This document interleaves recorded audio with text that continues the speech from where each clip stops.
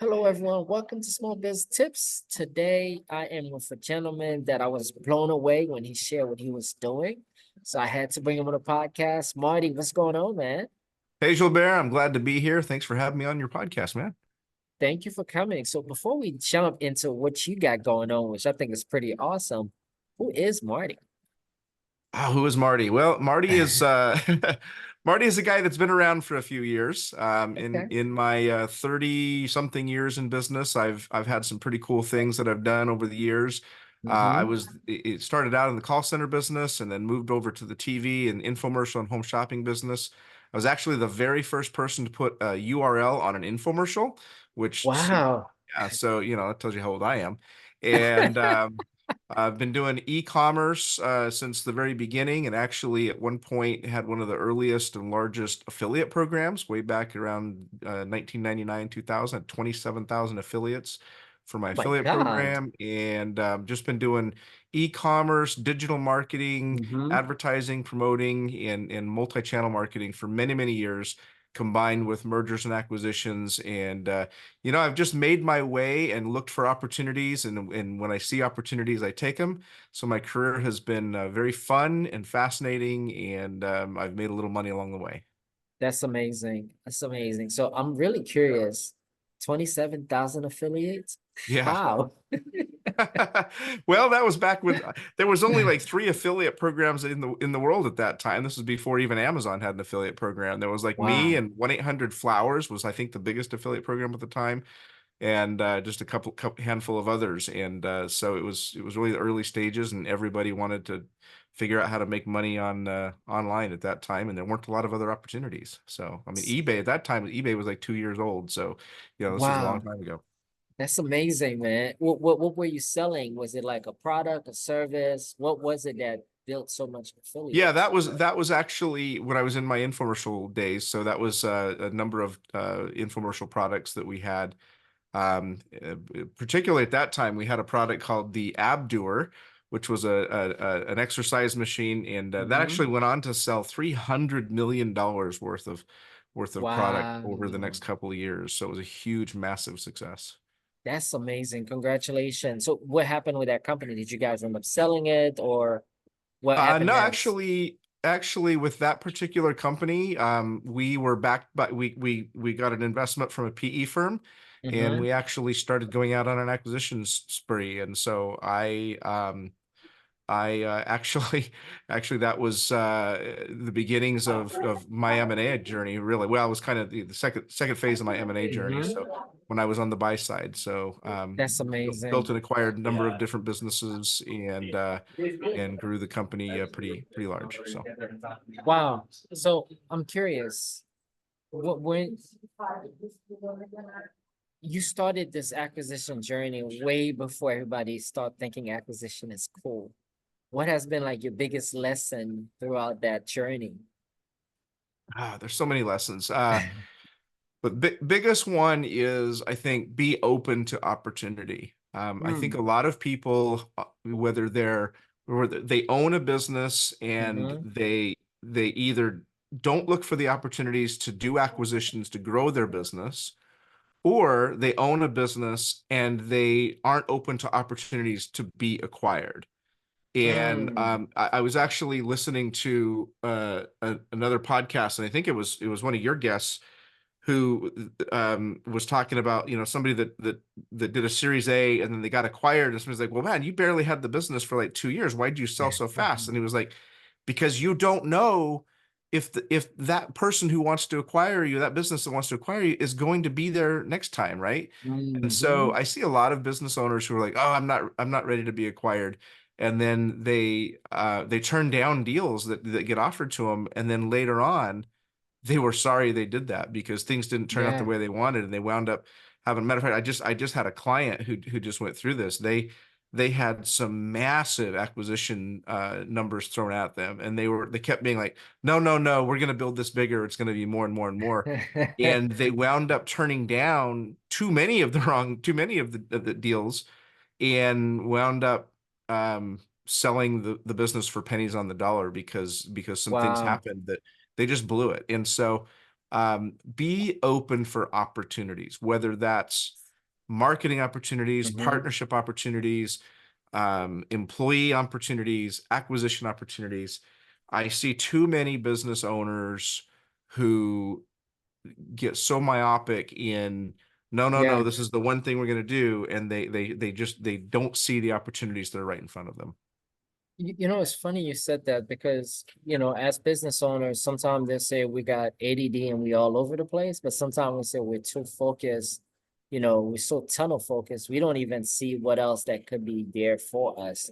Like, you, that said, you've been able to work with a lot of businesses, right, over the years.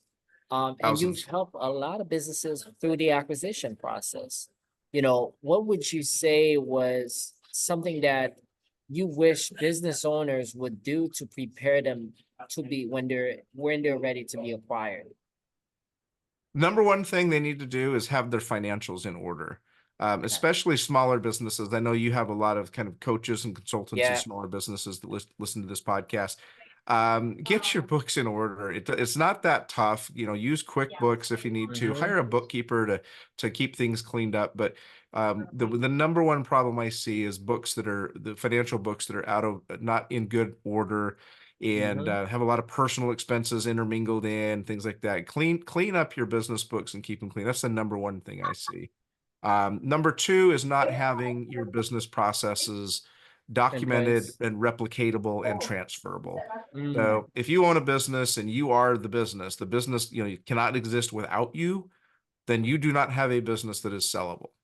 There's Mm. a mentor of mine, Ryan Dice, has a saying, the more valuable you are to your business, the less valuable your Yes. business is. And that's absolutely true. So the other thing is to get yourself out of the day to day, hire your operations team, hire a general manager, whatever that needs to look like. But here's the cool thing about that, Gilbert. Yeah. If you do all those things and you decide you don't want to sell your business, guess what? You still have a much stronger, more amazing business to keep, right? A Instead hundred of working percent. 80 hours a week, you have a business that maybe you only have to work 20 hours a week and you're probably making even more money. So doing those two things, cleaning up your books and getting your financials in order and getting your operations and processes in order so that the business does not rely on you day in, day out, every hour of the day prepares it to be sold for maximum Mm-hmm. value or prepares it to make you a much, much happier business owner if you decide to keep it. So I want to go a step further here, right? Because you have a lot of small business owners that's under the 250K mark, and they hear these things and they're like, oh my God, I need to put system in place. I need to hire everybody, but they may not be ready for that, right? What would you say is that revenue threshold that people really start thinking about? Okay, maybe getting the book in place, that should be done in the beginning. But maybe now is a good time for me to hire a GM or operation manager. Is it in that 500K mark, that a million K mark? That what does that look like That in your totally world? depends on the type of business. It's tough to call that one. We work with businesses from ad agencies, digital Mm-hmm. marketing, et cetera, to e-commerce businesses, to and everything in between. Yeah. I just sold an agency business that's doing $5 million a year, had two people, $5 million a year. Wow. But I've also seen businesses that are doing, like you said, $250,000 a year, and they have five people. So Yeah. I don't think it's not a revenue number because it's too dependent on the type of business that it is. It's really a matter of maintaining profitability while being Mm-hmm. able, as the owner, being able to delegate tasks and projects and responsibilities to others while maintaining a level of profitability for the business. So it needs to grow. Your team needs to grow with your business, but you need to do it profitably, and that's the key. Okay. I'm super glad you said that because there's a lot of coaches and mentors that people listen to. They'll go and apply these things, but they're not even profit, you know, or they had a little bit of profit and all of a sudden they have nothing. And then they try to sell it. Like I was talking to a guy the other day looking to sell his business. It's two people, him and his admin. But Mm-hmm. if he leaves, there's no more business. That's You see not, what I yeah, mean? exactly. So I'm curious, you've done a lot of acquisition. And I remember in our last conversation, you mentioned there was some creative way to get funding for some of the deals. Can you share some of those creative way outside of SBA that people hear all the time, or they're like seller finance and person think, that person gonna give them their whole business for free? What has been some, some really good funding strategy you've seen work well in the acquisition space? Oh, absolutely. Yeah. We have over 220 ways we can fund deals. So some of the examples can be revenue-based funding. That's where you can go and get funding against a business that's purely Mhm. based on its revenue that it's driving. You can do asset-based funding. So if it's a business so let's say if it's a service business like Yeah, plumbing or electrical, and you have equipment and trucks and vehicles, you can get asset-based funding against that to make an acquisition. gotcha. We just did an e-commerce deal that we used a number of things. So it used revenue-based funding for the front end of the acquisition. It Mhm. had some inventory that was coming with the acquisition. By taking that inventory and selling the inventory post deal, we were able to raise capital for the Mhm. acquisition. And then we used invoice factoring. The Hmm. company had some wholesale invoices or some wholesale deals that you're able to advance funds against invoices for that and factor the invoices. So that's another example. So we were able to raise on that deal, raise about three-fourths of $1 million without any seller financing and without Wow. any SBA and without any money coming out of the acquirer's pocket, and everything coming from other funding sources. So those are a couple of No, examples. that's amazing.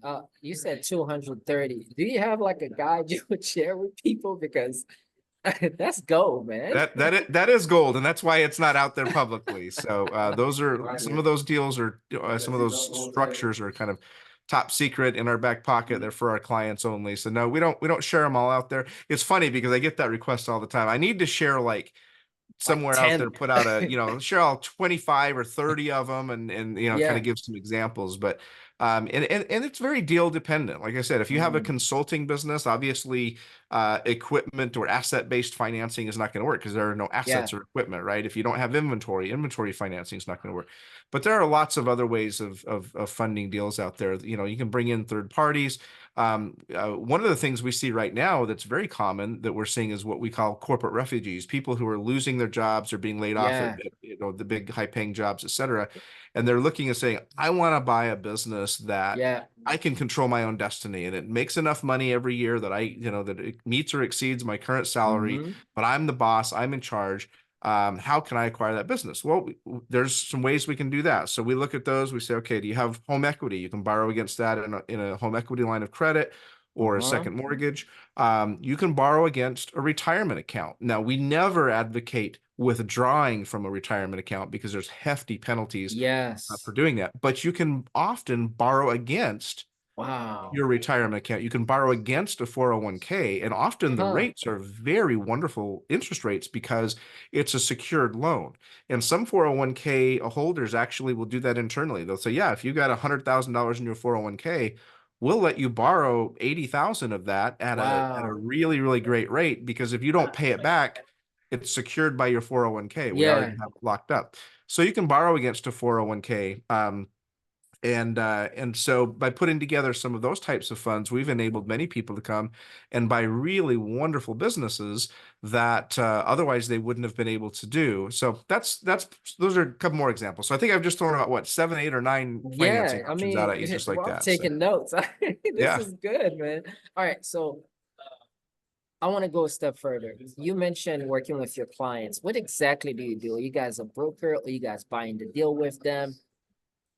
Clear that up for me so we kind of know what exactly do Marty do. Yeah, absolutely. So we are advisors, and we work strategically with our clients, often over the long term. So if we're Hmm. working with a business owner who says, someday I want to sell my business, whether that's preferably that's a year from now or 2 years from Yes. now, but it could be 3 months from now, we're Yeah. going to come alongside them and we're going to work with them to make sure their business is as polished as can be. Hmm. We're going to market and promote it globally. We work all around the world. We don't just work in the United States.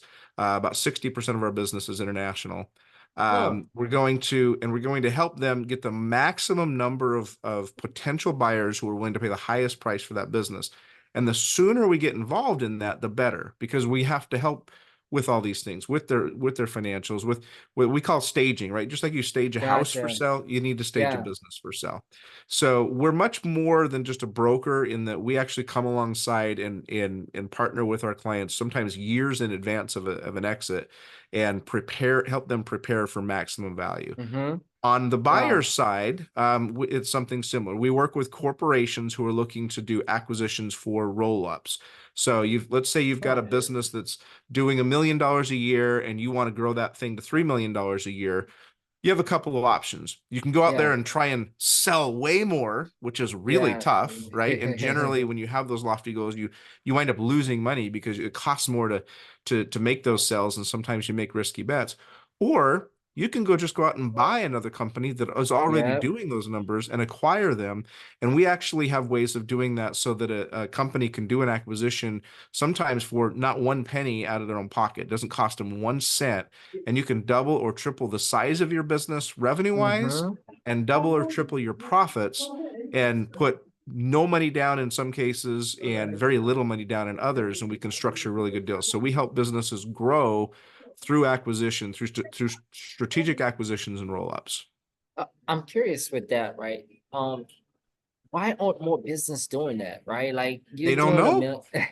There's two reasons. Number one, they don't know. Most people Okay. think that acquisitions are for the big Wall Street guys. Yes. Most of your small business owners who, let's say a guy that's doing $1 million a year, it Yeah. never occurs to them that they could go out and buy another $1 million business and double their business and double their profits. It never occurs to them. If it does occur to them, they think that they need $1 million to go do that. They say, well, like, if I'm going to buy a Mm-hmm. $1 million business, obviously I need $1 million to do that. No, you at the most you'll need is $100,000, which is 10% down, which we can Yeah. help you secure that as well. And if it's the right scenario, it may be not one penny down. So that's the second thing, is knowledge, which you're helping to Yes. convey. And then the last thing is fear. A lot, and this goes back to the Mm. very first thing we talked about with opportunity. A lot of times a Yeah. business owner will look at that and say, oh my goodness, that scares me to think I could double my business overnight. I'm just going to keep trying to sell more, right? I'm just going to keep cold calling and knocking on doors or sending my salespeople out. And so that's what they know. And so they're Mm-hmm. afraid of doing acquisition. And it's actually lower risk. 9 out of 10 businesses fail within the first 5 years. So when you Yes. try and start something, it's a much higher risk than if you acquire something that's already proven. It's much safer to do an acquisition, Wow. and yet most entrepreneurs don't think of that. They think it's more dangerous to do an acquisition. It's absolutely not true. I'm so glad you share that because, like it's what, over 30 million businesses in the US, and you have 76% baby boomers who like retiring every year. So there's a Hmm. big trend of a lot of business that's going to be available for sale, but not a lot of people even think about going after that, even though that could be their competitors because that fear factor Yeah. and also not knowing. So Oh, I'm competitors! curious. I Thanks for bringing that up, because I want Yes, to a yeah, deal tell we me just more. did a deal we just did last year. It was a strategic acquisition. The company brought us in. They said we want to be acquired, and we said okay. And we built a list of who would make the perfect acquirer for you. And one of the names on the list was one of their direct competitors. And they go, oh, no, Mm, no, no, no, no, you don't want to talk to them. Well, why not? Well, A, they're our direct competitors. We don't want to share any information with them. B, they're not good people. They're really fierce competitors. And I said, well, do they have money? Like, why would we not want to talk to them? So it took a little cajoling, but my client finally said, okay, you can talk to them. Guess who acquired them? Their that direct competitor. competitor. And Wow. it turned out to be an amazing deal for everyone involved. But they never in a million years on their own would have ever had that conversation with their direct competitor. And that was the right Yeah. conversation that needed to be had. So sometimes that is your best source of an acquisition, is your competition. I want to go a step further, right? Because I've been meeting a lot of deal makers or people that just starting doing deals, and there is an assumption that a deal can be done in less than 3 months, while sometimes deals can be done in 2 years. What have you found to be kind of like the average timeline for deals, I guess, based on revenue and the complexity? that again, that's a tough one to answer. There's no simple, one size fits all. Yeah. If you're talking about from the time it's on the market to the time it closes, yeah, 3 months is very aggressive. That'd be pretty rare. Mhm. It takes about usually 3 months to even at minimum to even find the right buyer, and then due diligence and closing is usually 2 to 3 months as well. So I would say Mm. 6 months is your kind of quickest. Yeah. From the day you say I'm ready to sell to the day you actually could close, 6 months would be the quickest. And it can take as many as 2 years. It really Mm. just kind of depends on a lot of factors. What you're looking to accomplish, what kind of terms, the price you're asking. If you're Yeah. asking way too much for your business, it's going to take way longer to sell, if ever. If it's a good deal with good terms and a good solid business with strong financials and a good intellectual property that can be handed off easily, that'll sell really, really quick. Wow. This was amazing. We gotta have you come back, Marty, because I want Happy more of to. those funding tricks. Yeah. You're going to squeeze all 225 of them out of me one way or the other, huh? Yeah, we gonna have to do it, man. This was amazing. Thank you for sharing. Now, with that said, to kind of wrap things up, what is that one small biz tip, you would share with any entrepreneur beside, being open to opportunities? What else would you suggest? Don't give up. Um, Mhm.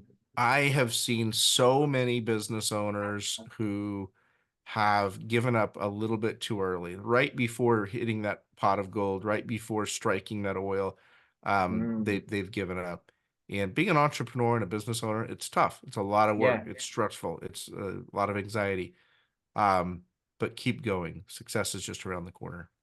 Mm. This was more, how do people find you? And how do they know they want to work with you? Like, Sorry about that. what does that look like? Ah, Take your time. sorry about that. Just got a sticker in my throat.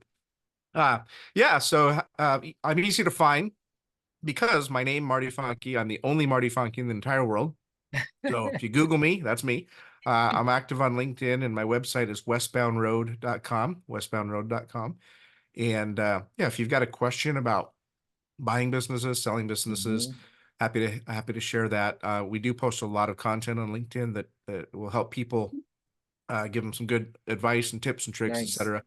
And I would mention that if you aren't in the interested in buying or selling a business, but you know somebody who is, Yeah. we pay very generous referrals. So send them our way, and you could have a 5 or even 6 figure referral fee coming your way if we do business with them. Okay, I like that. Six-figure referral fees sounds really good. Absolutely. For doing nothing but connecting up with an email, can't Ex- complain. What? Guys, reach out to Marty. If you got deals, you want to make six-figure, tell him you saw us in this podcast and make sure the deals are good. Absolutely. Thank you again for jumping on, Marty. This was amazing. Thank you for educating our audience and can't wait to see you next time for more funding tips. Thanks, Gilbert. It was great.